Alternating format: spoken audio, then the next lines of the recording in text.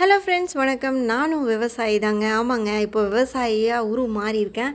ஆக்சுவலாக பார்த்தீங்கன்னா, எனக்கு ரொம்ப பிடிக்கும் பிளான்டிங், அதாவது தோட்டம் வைக்கிறது. இதெல்லாமே ரொம்ப ரொம்ப பிடிக்கும். எங்கே தோட்டம் வச்சுருந்தாலுமே உடனே வீடியோ எடுத்துருவேன். இயற்கை காட்சின்னா அவ்வளோ பிரியங்க. இப்போ நான் வெண்டைக்காய் விதை, கத்திரி விதை, அதுக்கப்புறம் கீரை விதை இதெல்லாம் வாங்கிட்டு வந்தேன். இது 3 வகையான கீரை வாங்கிட்டு வந்தேங்க. இப்போ வெண்டைக்காய் தான் நான் காட்டிகிட்டு இருக்கிறது எல்லாமே. இப்போது வெண்டைக்காயெல்லாம் முளைச்சி வந்திருக்குங்க சூப்பராக. அதுக்கப்புறம் பார்த்திங்கன்னா கத்திரிக்காய் இன்னும் முளைக்கலை. 2 நாள் தான் ஆச்சு இதெல்லாம் நாங்கள் வச்சு. இது பார்த்திங்கன்னா ஃபஸ்ட்டு ஒரு பிளாஸ்டிக் கவர் போட்டுட்டேன். அதுக்கப்புறம் அந்த பிளாஸ்டிக் கவரில் பார்த்திங்கன்னா 3 சேம்பராக பிரித்து அதில் பாத்தி மாதிரி, அதாவது மண் கொட்டிட்டு அதில் கொஞ்சம் எருவுக்காக நான் சாம்பல் ரெடி பண்ணி நானே இதில் சாம்பலை கலந்து போட்டிருக்கேங்க.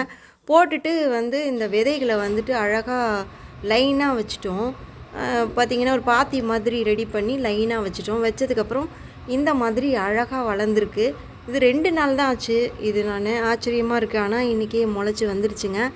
இது இன்னும் எத்தனை நாளில் கீரை அறுவடை பண்ணலாம் அப்படின்ட்டு அடுத்த வீடியோவில் போடுறேன். கொஞ்சம் கொஞ்சமாக இவங்கெல்லாம் வளரட்டும். நான் ஆல்ரெடி செடினால் எனக்கு ரொம்ப பிடிக்கும். நான் அவரைக்காய் செடி வச்சுருக்கேன், பாவக்காய் வச்சுருக்கேன். இன்னும் அவங்கெல்லாம் இப்போ தான் முளைச்சி வந்திருக்குறாங்க. சரிங்க, நீங்களும் இதே மாதிரி கொஞ்சமாக நம்ம வீட்டிலையே விவசாயம் பார்த்து நம்மளே சாப்பிட்டுக்கலாம் இல்லையா? ட்ரை பண்ணி பாருங்கள். இந்த செடியெல்லாம் பாதுகாத்து நல்லா வளர்ந்து வரணும்னு நான் ப்ரே பண்ணிக்கிறேன். நீங்களும் ப்ரே பண்ணிக்கோங்க. இது பார்த்திங்கன்னா அவரை, கோழி அவரை அப்படின்னு சொல்லுவாங்க இல்லையா, அது வச்சுருக்கிறேன். அதுக்கப்புறம் இது பீர்க்கங்காய், அது பாவக்காய். இது கொடியாக வரும்போது நம்ம பந்தல் போட்டுக்கலான்னு. தேங்க்யூ.